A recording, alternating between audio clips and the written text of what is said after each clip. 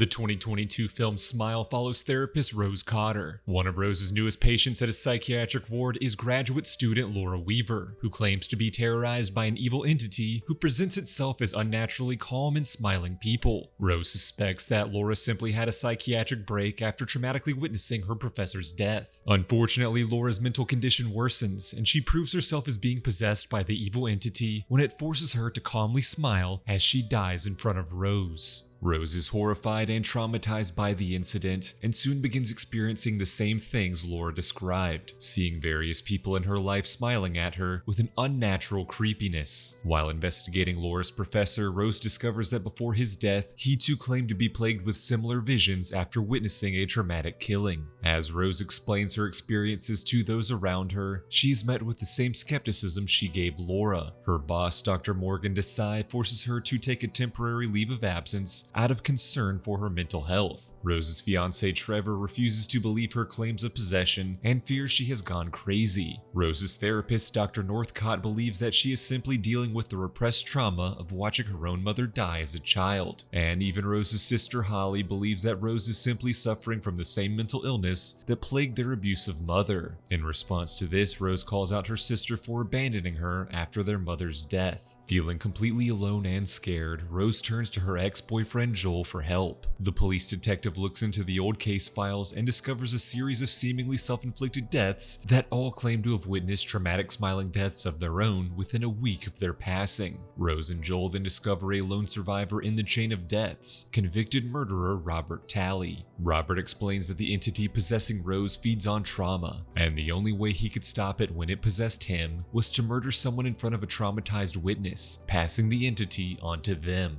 Rose initially rejects this idea, but following more horrifying hallucinations, she considers murdering one of her patients in front of Dr. Desai, causing him to alert the authorities. Not wanting to kill someone to save herself, but also not wanting to pass on the entity to another victim, Rose decides to retreat to her childhood home to die alone, forcing the cycle of trauma to die with her. As Rose is confronted by more hallucinations, she is forced to come to terms with her decision to allow her abusive mother to overdose without calling for help. When Joel realizes Rose's plan to die alone, he races to the house to try to stop her. Unfortunately, Joel is too late, as the true form of the entity, a smiling monstrous creature, fully possesses Rose and forces her to set herself on fire in front of Joel, passing the curse on to him.